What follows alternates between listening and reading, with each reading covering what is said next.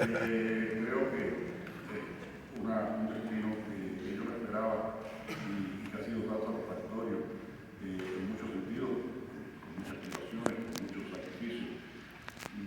Y oyendo todo lo que se ha dicho hoy aquí, pues me cuesta trabajo pensar que ese soy yo, el que ha hecho todas esas cosas bonitas que ustedes aplauden como han aplaudido.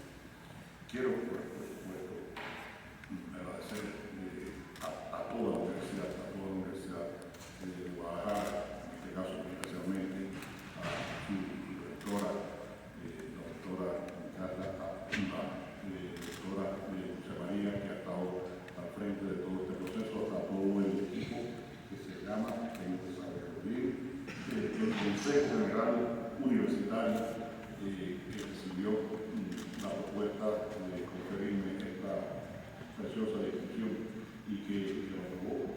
Y saludar que está aquí en representación del gobernador Pablo Bueno Navarro, gobernador constitucional del Estado, el licenciado Luis Gerardo Baceres. Yo estoy muy malo en estas cosas protocolares, siempre se me olvida por decir personas y después.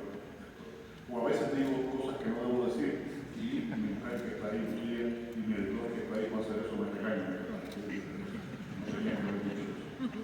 Pero lo que más quiero agradecer es la presencia de ustedes.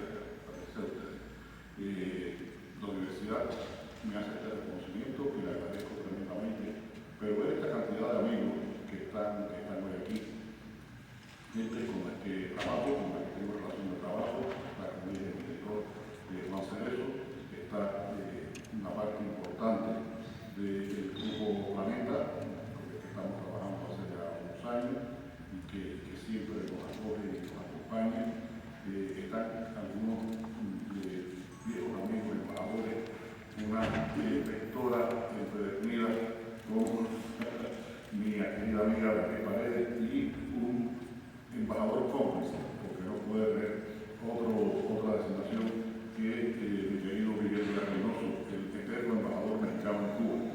Va a pasar el día que Miguel se vaya, porque el próximo embajador dirá, ¿y tú te llamas Miguel? Porque van a pensar que siempre el embajador de México en Cuba se llama Miguel.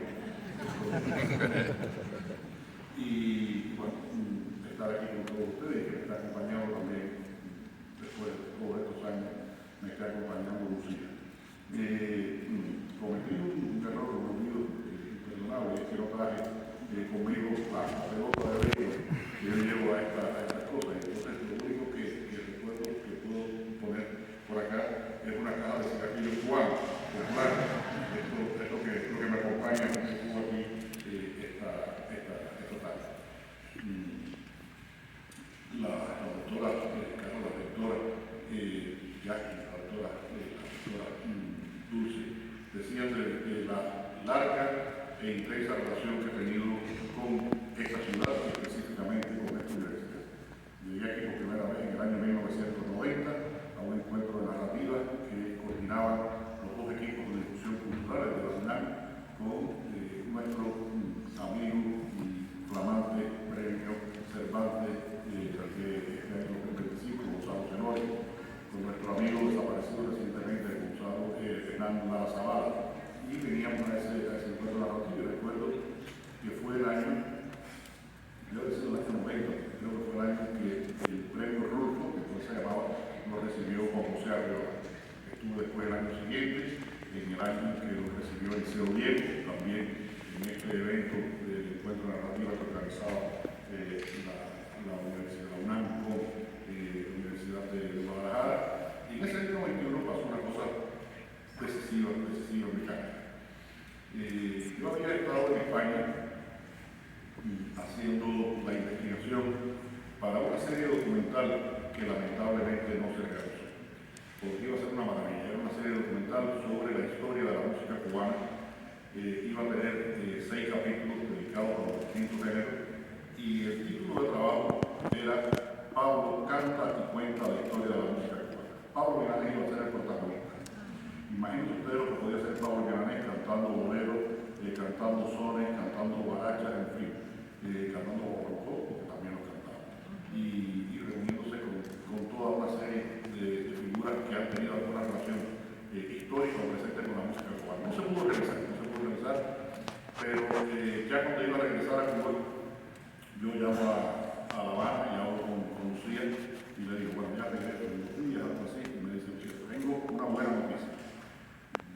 ¿cuál es la buena noticia?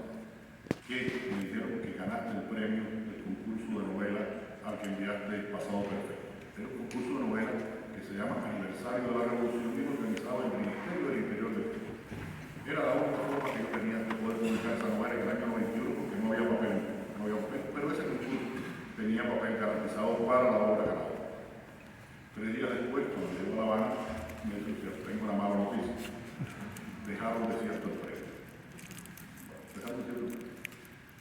2 o 3 meses después, uno de los jurados, primero otro y después otros 3 se me acercaron y me dijeron, tu novela iba a ser el premio. El día antes de la entrega del premio vinieron los organizadores y me dijeron que esa novela no podía ser. Yo me quedé con esa novela en la mano sin saber qué cosa hacer con ella. Y pasa por esos días por La Habana con Paco Ignacio Baile y le digo, Paco, la novela estaba escrita a máquina, Yo, con el dinero que pude ahorrar de esa estancia en España, había logrado comprar mi primera computadora. Para comprar esa computadora tuvimos que buscar a un escritor uruguayo que vivía en Cuba, con su condición de extranjero. Él podía comprar una computadora, yo no podía comprarla, aunque tuviera el dinero. Y como primer entrenamiento, lo que dije, voy a pasar en limpio la novela para familiarizarme con la computadora, pero le doy a Paco una copia mecanografía. Paco viene para acá, para México, y a finales del año vengo yo a un festival de cultura caribeña que se hacía en Cancún, en esa época, unos festivales maravillosos, donde pude hacer muchas de las entrevistas que después están en los rostros de la salsa. Y entrevisté a William Colón, entrevisté a Luis Pacheco, a varios de los personajes que están aquí. Y cuando llego, me dice Paco, mira lo que tengo aquí, y me da un ejemplar impreso de Pasado Perfecto. No, es que me dijeron que organizara una colección de novelas policíacas contemporáneas en la Universidad de Guadalajara, después de la Universidad de Guadalajara, y me leí un novela y me gustó tanto que decidí publicar. Y es para mí una conmoción. Aquella edición, y debo decirlo, para ser justo con la universidad y con la editorial, tiene ratas hasta en la mirada. En la contratapa dice Leonardo Pandura. Imagínense, pero existió la novela. Y eso fue muy importante, porque es el libro que me permitió tener la idea de que era posible seguir trabajando con ese personaje de Mario Gómez que rompía con tantas cosas con respecto a la novela policíaca. Y a partir de ahí ha sido una relación muy intensa con esta ciudad, con esta universidad. Como decía la doctora Dulce, he estado 2 veces con la cátedra Cortázar, he estado muchas veces en la feria, incluso utilizamos, y aquí están amigos como Diego Pérez y su esposa que saben, y Miriam Mediales, creo que está por ahí también, Miriam está ahí,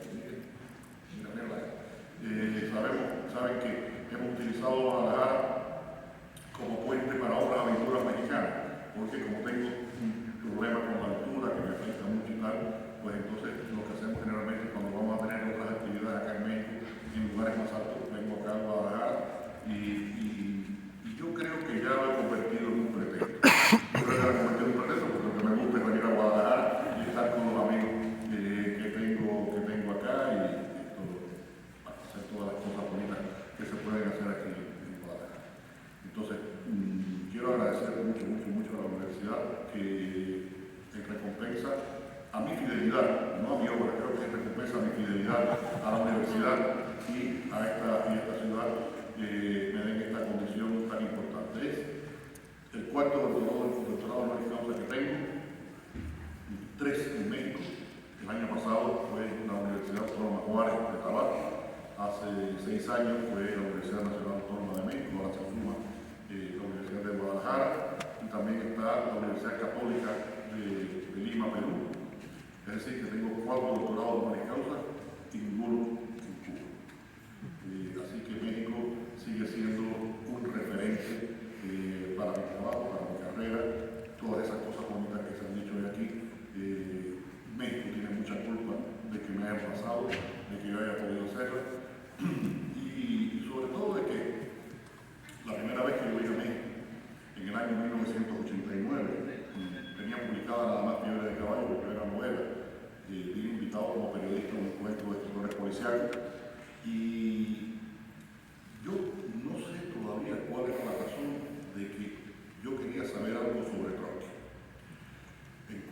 había intentado buscar alguna bibliografía y encontré 2 libros en la Biblioteca Central de la Universidad, publicado uno por la Academia de Ciencias y otro por otra academia de la Unión Soviética. Y los títulos de los libros eran más o menos así, y esto les va a explicar mucho lo que podíamos saber de Trotsky. Uno se llamaba Trotsky el traidor y otro Trotsky el falso profeta.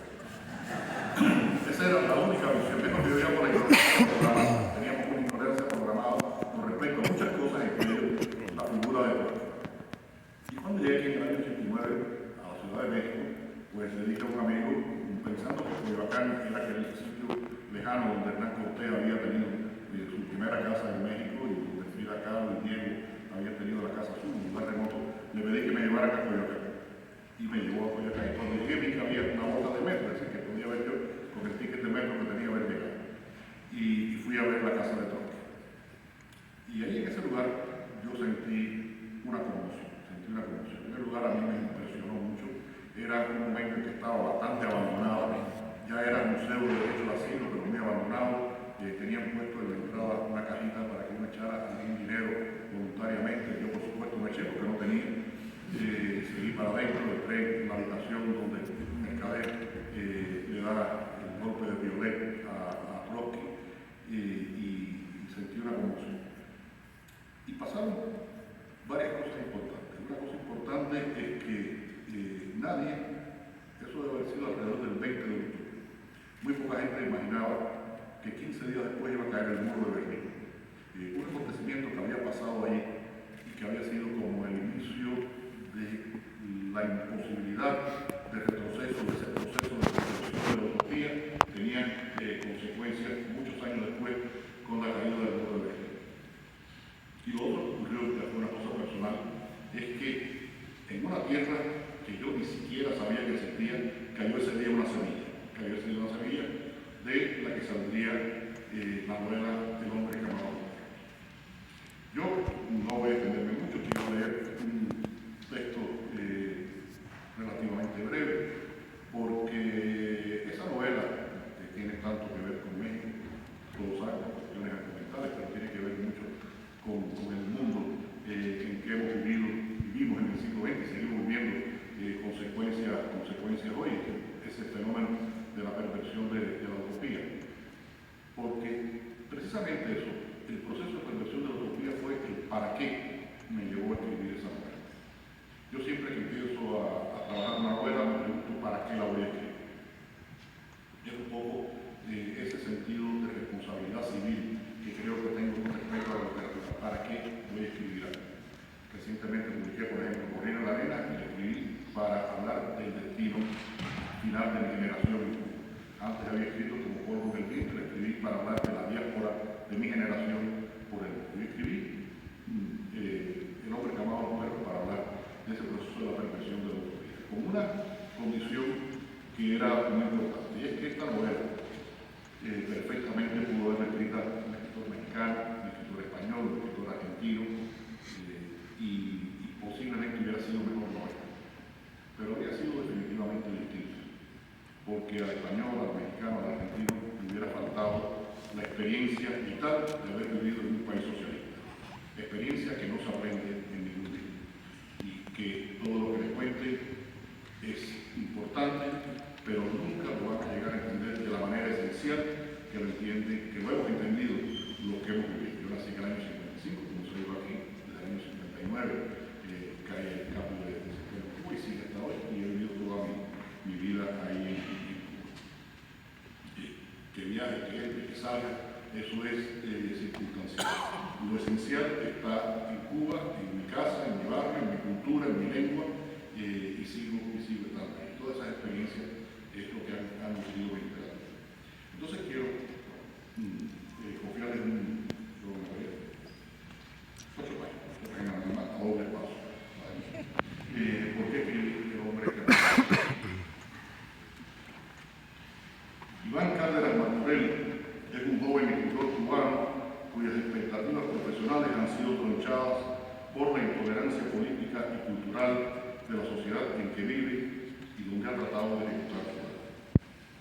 Marginado, con las brújulas vitales descentradas, en uno de sus muchos días de activo y frustración, Durante el otoño de 1977, Iván se va a la playa banera de Santa María del Mar, que, como en esos tiempos solía ocurrir por semejantes fechas del año, se encontraba prácticamente desierta.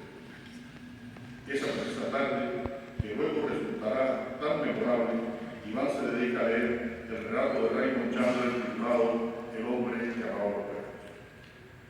Y en algún momento, reclamado por un movimiento, el joven levanta la vista y ve caminar por la orilla del mar a un hombre ya maduro que pasea, ni más ni menos, con dos hermosos perros de la cotizada raza de los calvos rusos, conocidos como boxers. El joven escritor, que en la vorágine de una macabra política cultural estatal se ha visto compulsado a renunciar a su vocación, ya por ese entonces trabaja como auxiliar de veterinaria y por ello sabe algo de perros.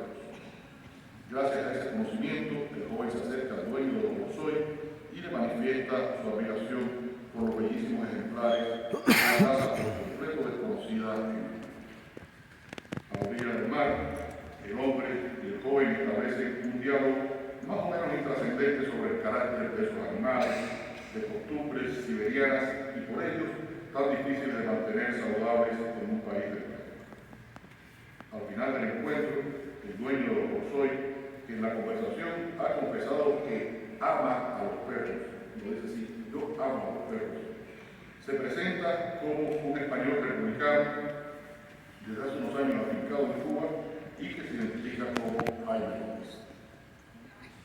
Esa tarde otoñal de 1977, en esa playa de La Habana, había cristalizado uno de esos maravillosos encuentros retóricos de consecuencia que José de Sama Lima definió como el azar concurrente. Y es que, sin poder saberlo aún, sin siquiera poder haberlo imaginado, por un azar concurrente, Iván Cárdenas ha entrado en contacto con la historia con mayúscula. Más aún, la historia con mayúscula ha salido de su refugio del pasado y de los libros para tocarle el hombro a un joven escritor cubano. Y el cruce no ha sido con cualquier momento de la historia, porque aquel hombre que ama a los perros y que decía llamarse Jaime López decidirá en un próximo encuentro playero comenzar a contarle al escritor Iván un relato extraordinario. Serán las peripecias de la vida de su amigo Ramón Mercader del Río. Iván, que a pesar de sus estudios universitarios y sus intereses literarios, jamás ha escuchado ese nombre, le pregunta a Jaime López quién es ese Mercader del Río, y el español lo contextualizará. Es el comunista español que, cumpliendo órdenes de Joseph Stalin, mató en agosto de 1940 a Lev Davidovich Trotsky en su casa de Coyoacán, México.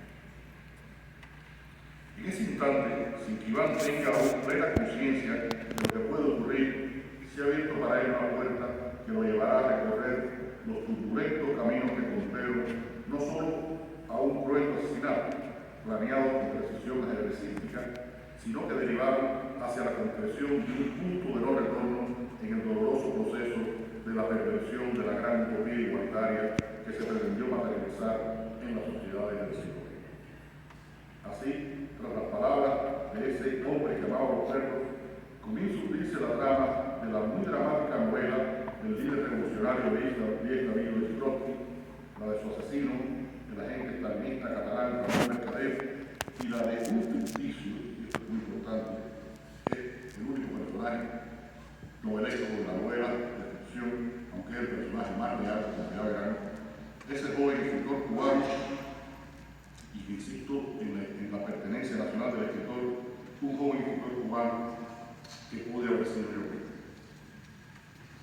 Desde el mes de septiembre de 2009, hace ya 16 años, cuando realicé en España las primeras presentaciones de mi novela El hombre que amaba los perros, quizás la pregunta que a lo largo de todo este tiempo más veces me han hecho los muchos periodistas con los que he conversado a propósito de mi trabajo, o ya en específico sobre este libro, ha sido la de saber qué me propuse para escribir esa novela, donde cuento un episodio histórico tan conocido para la mayoría de las personas como es el asesinato de Trotsky, pero tan desconocido en sus interioridades por los cubanos, incluso por los más esperados entre mis compañeros.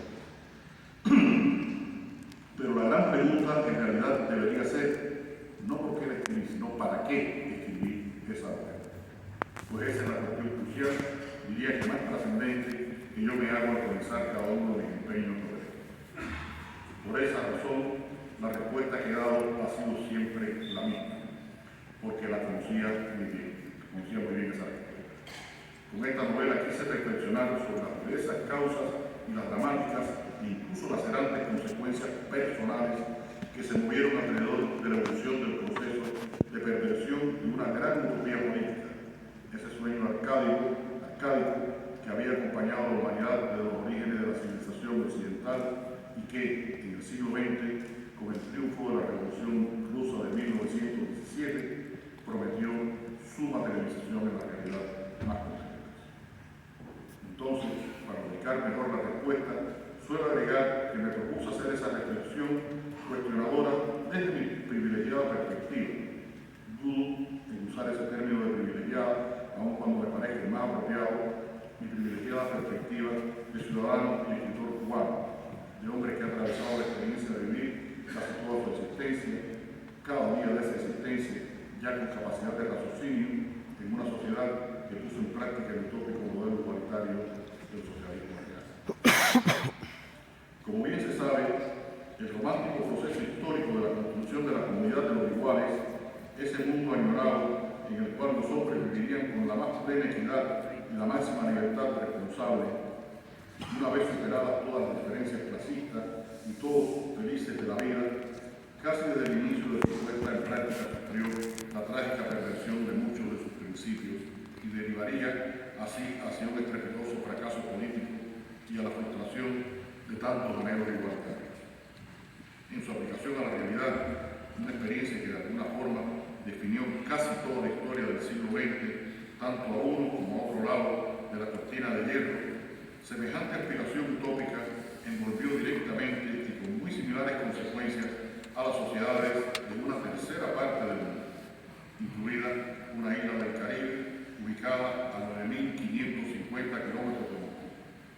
Porque con la declaración de que Cuba marcharía por la senda del socialismo, hecha por el líder revolucionario Fidel Castro en 1961, y con la consiguiente adopción del modelo político fundado en la ideología marxista-leninista, pero diseñado en la realidad concreta por Joseph Stalin, quedaría marcado todo el destino posterior del país y, por supuesto, incidiría en la vida de cada uno de los habitantes de la isla, incluida la vida del personaje ficticio de Iván Cala y, por supuesto, la del escritor que lo creó y lo puso en marcha para armar esa novela estampada en 2009. El escritor de carne, hueso, nervios y obsesiones que hoy está aquí ante ustedes, agradeciéndole a la Universidad de Guadalajara la concesión de esta distinción de doctorado honoris causa. Muchas gracias.